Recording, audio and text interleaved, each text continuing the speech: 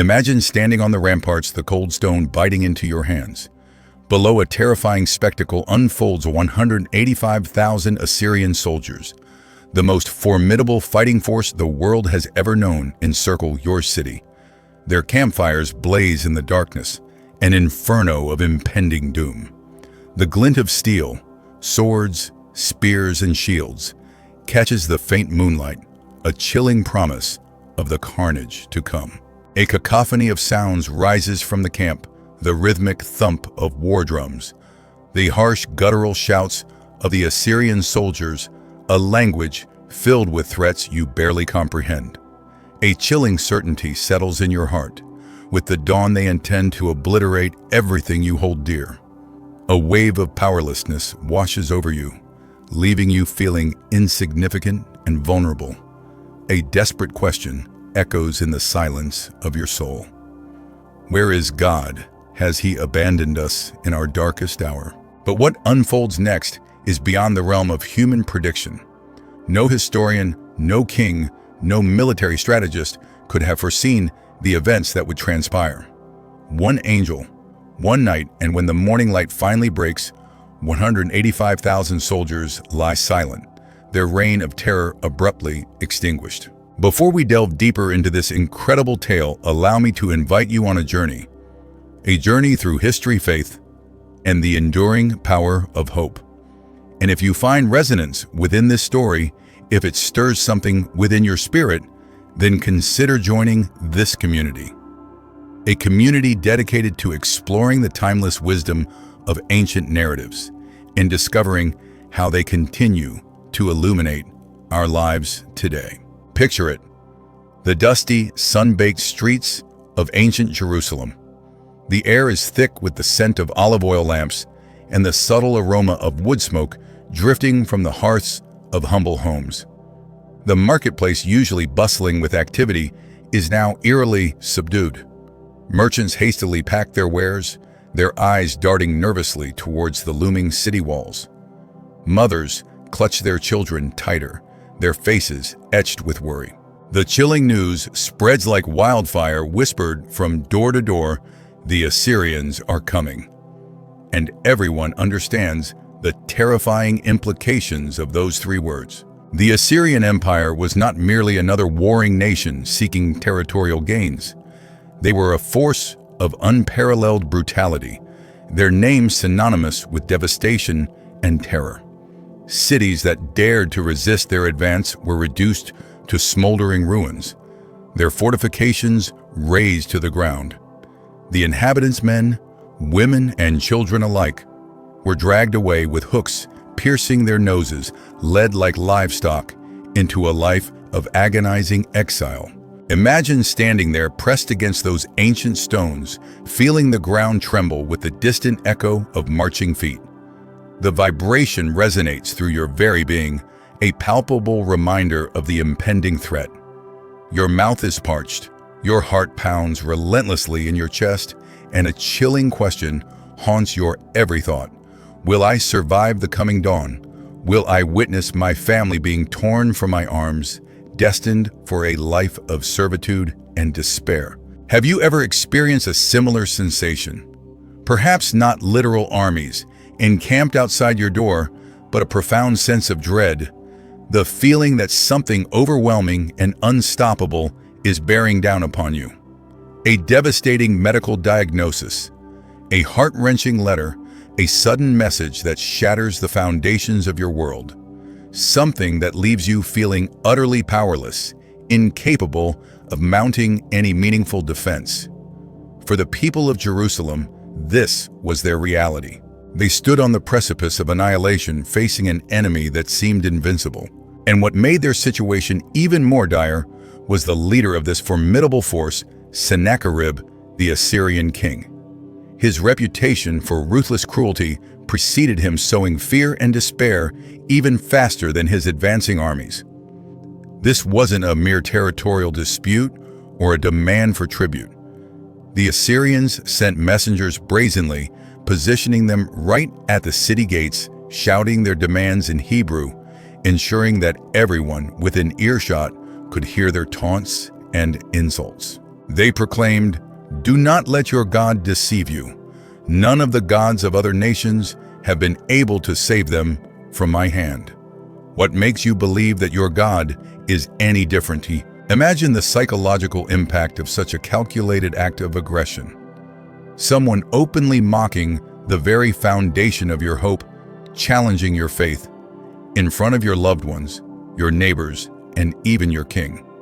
If someone stood before your home today and vehemently declared that your faith was worthless, would you maintain your conviction, or would the seeds of doubt and fear take root within your soul? Take a moment to contemplate this question. Honestly, I am genuinely curious to know how you believe you would react in such a harrowing situation.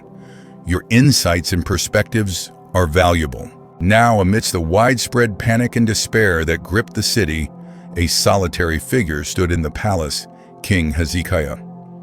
He was not a flawless ruler, but in this pivotal moment, he made a choice that would irrevocably alter the course of history. It is during times of profound crisis that the true measure of a person's character is revealed. King Hezekiah possessed wealth, a standing army, and fortified walls, but deep down he recognized that none of these material assets could withstand the might of the Assyrian war machine. So what course of action did he take? He did something that defied every instinct of earthly power. He knelt in prayer. The sacred texts recount that when Hezekiah received Sennacherib's letter, brimming with threats and blasphemies, he immediately carried it to the temple. Visualize this scene. A king adorned in royal robes entering the serene hallowed space. The air is thick with the fragrant scent of incense.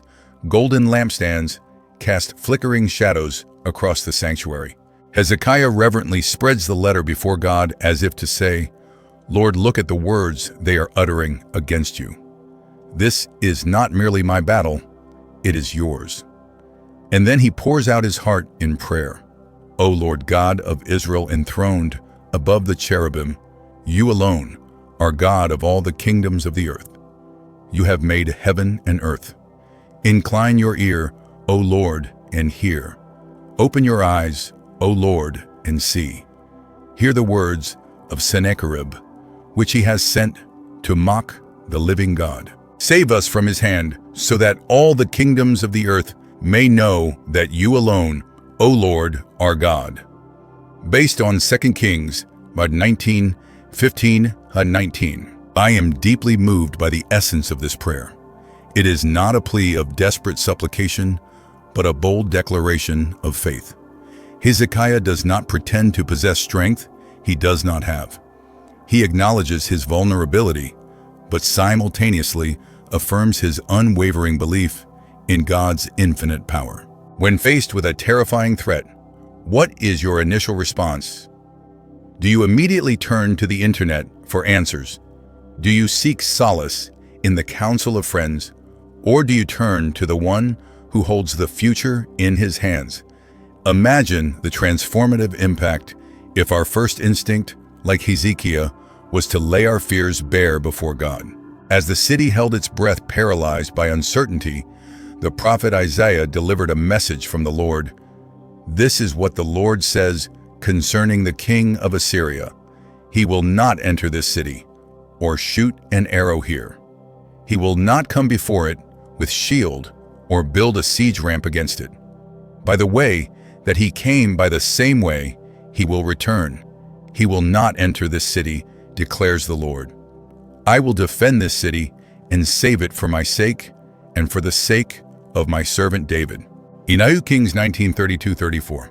Despite this divine assurance, the people of Jerusalem could still hear the taunts of the Assyrian soldiers, still smell the acrid smoke emanating from their campfires, carried by the wind into the heart of the city.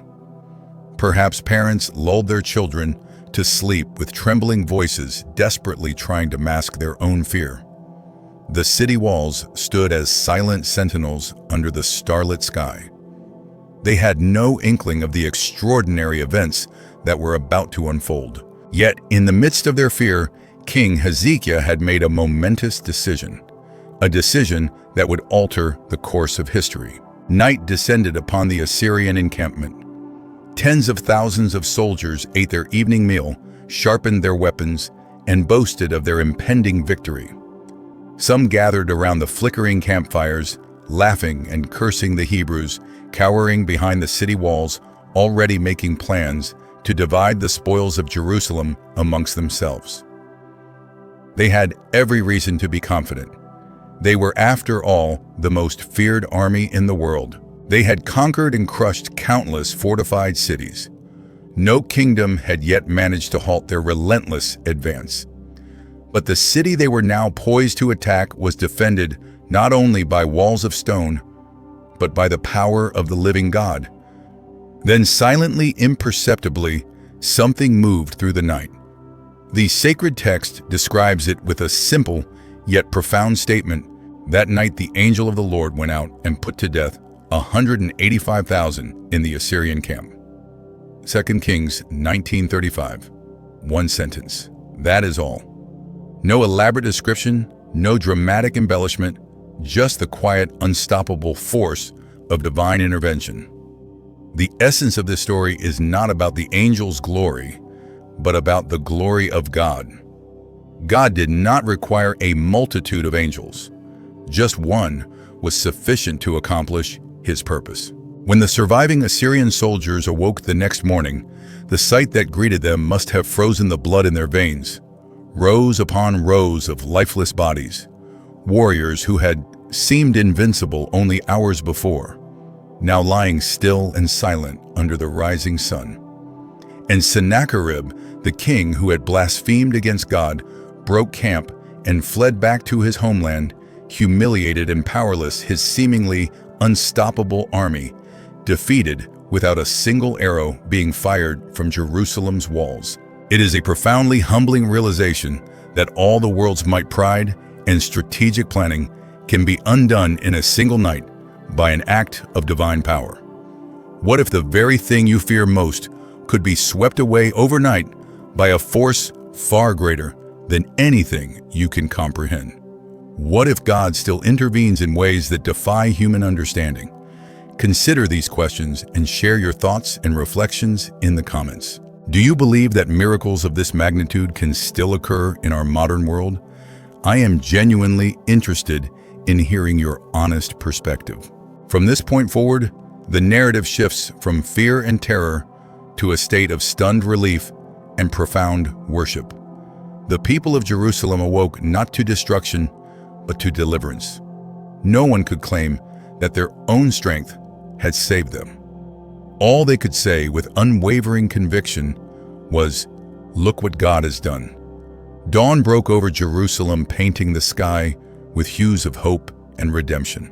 Imagine stepping onto the city walls that morning, bracing yourself for the worst, and instead witnessing a scene of utter tranquility. No charging soldiers, no battering rams relentlessly pounding the gates, just an empty, silent battlefield and the distant figures of the Assyrian survivors fleeing in utter disarray. The news spread through the city like wildfire. The army is gone. God has delivered us. I wonder what the prayers of thanksgiving sounded like that morning. Tears of joy streaming down faces that had not dared to hope the night before. Children asking their parents why the enemy had vanished, and parents struggling to explain the inexplicable, a miracle wrought by divine intervention. And King Hezekiah, for a brief moment, must have stood in stunned silence, overwhelmed by the magnitude of what had transpired. All his meticulously crafted plans, his strategic alliances, his fortified defenses, none of them had saved the city. Only God had. It must have been a humbling experience to realize that, after exhausting every humanly possible measure, salvation had still come from beyond human strength. Do we truly remember our moments of divine intervention? When crisis strikes, we cry out in desperation. We implore God to intervene. But what happens once the danger has passed? Do we continue to recount the story of his deliverance? Or do we gradually slip back into our routines, perhaps even feeling somewhat embarrassed by the memory of how desperate we once were. The people of Jerusalem had every reason to remember this extraordinary event. This was not a hidden blessing or a private prayer answered in secret. It was a miracle that was visible to the entire world. One night, one angel, $185,000 soldiers. If you or I had witnessed such an event, do you think we could ever forget it? But be honest with yourself, is it possible that with the passage of time, the memory might fade? Have you ever experienced an answered prayer, something you once deemed impossible, only to have it gradually recede into the background of your life? Share your experiences in the comments if this resonates with you. It is a deeply human tendency. Our recollection of miracles can be remarkably short-lived. For Hezekiah and the people of Jerusalem, this miracle became an integral part of their national identity, retold and revered for generations to come. They did not simply talk about the angel, they spoke of the God who had defended them, a God who did not require a vast army, who did not even need a sword, just his divine will. This story is not about violence or retribution. It is about the profound truth that God alone is the source of salvation, sometimes through means we can comprehend, and sometimes through miracles that defy explanation. It is a reminder that faith does not necessarily diminish the size of our adversaries, but it transforms whom we trust to fight our battles. Imagine Sennacherib's return to Nineveh, this king who had instilled terror in countless nations and blasphemed against the God of Israel, returning home not in triumph, but in silent disgrace. His palace walls still depicted his victories, showcasing images of burning cities, kings kneeling in chains, and treasures carried off as spoils of war. But there was a palpable silence etched into those stones. The absence of any depiction of his conquest of Jerusalem. No boastful pronouncements about how he had humbled the God of Judah, because in truth he had failed miserably. History corroborates what the Bible succinctly recounts. One day while he was worshiping in the temple of his god, Nisroch, his own sons assassinated him with their swords. 2 Kings 19:37. The man who had mocked the living God met his end on his knees before a lifeless idol, betrayed not by a foreign army, but by the very children who were supposed to carry on his legacy. What a chilling conclusion for a king who believed himself to be invincible. Pride blinds us. It deludes us into believing that our power, our wealth, and our reputation can shield us from all adversity, even from the truth itself. But gradually, or sometimes with devastating suddenness, pride dismantles what it has painstakingly built. The higher we elevate ourselves, the more precipitous the fall. In the end, Sennacherib was not defeated on the battlefield. His ultimate downfall was rooted in his arrogance. And what about us? We may not command armies or rule empires, but we still encounter daily battles, fears that seem insurmountable, anxieties about the future, concerns about our health, our families, and yes, our own pride, whispering insidious lies. You don't need help. You can handle this on your own. But there is a more compassionate, more enlightened path, Hezekiah's path, to do everything within our power, and then kneel in humility and say, Lord, this is beyond my capabilities. I trust you to fight the battles that I cannot. It may appear to be a sign of weakness, but in reality, it is the foundation upon which true strength is built. This ancient narrative resonates with us today because pride continues to destroy humility, continues to protect, and what truly matters is not the magnitude of the threats we face, but whom we choose to trust when fear comes knocking. It prompts us to ask, what battles are you currently facing? Are you attempting to overcome them through your own strength and resources? Or are you willing, like Hezekiah, to humble yourself and seek God's intervention? If you feel comfortable sharing, please do so in the comments. Your story might offer hope and encouragement to someone else who feels overwhelmed and surrounded by adversity. Sennacherib's demise was not merely the end of a king, it was the downfall of pride itself. And the living God who defended Jerusalem continues to write new stories of hope and redemption for all who are willing to place their trust in him. So why does this ancient story continue to resonate with us so powerfully today? Because it is not simply about an angel, a battlefield, or the downfall of a forgotten king. It is about us. It is about the quiet battles we wage every day, the fears that keep us awake at night, the moments when we feel utterly outnumbered by the challenges of life, and the choice we face just as Hezekiah did. Will I rely on my own limited strength, or will I kneel and ask God to intervene? It is easy to view Sennacherib's fate as simply divine retribution, but perhaps the deeper message is more subtle and compassionate, that pride leads to destruction, while faith, even when trembling and desperate, can ultimately save us. Hezekiah was not perfect. He harbored doubts. He experienced fear, but he still chose to trust in God. And because of his unwavering faith, an entire city awoke to witness what only God could accomplish. So what about you? What adversary stands at your gates today, and whose strength will you rely on to confront it? If you feel comfortable sharing, please share your answer in the comments below. Your words might provide encouragement to someone else who is standing on their own city wall right now, wondering if help will ever arrive. Before you leave, if this story has moved you, imparted new knowledge, or offered a fresh perspective on faith, please consider liking this exploration, joining this channel, and activating the notification bell so that you won't miss future stories that might speak to your life precisely when you need them most. Thank you for sharing this time with me. And always remember, the God who defended Jerusalem continues to write stories of hope and rescue for all who are humble enough to ask. Until our paths cross again, may you remain grounded in humility, steadfast in hope, and unwavering in your faith. And perhaps that is the quiet truth buried beneath the ruins of empires and the dust of forgotten wars, that the greatest victories are not won by sword or strategy, but by surrender. The story of Hezekiah is not a relic of ancient faith. It is a mirror held up to every trembling heart that has ever whispered, "God, I can't do this alone."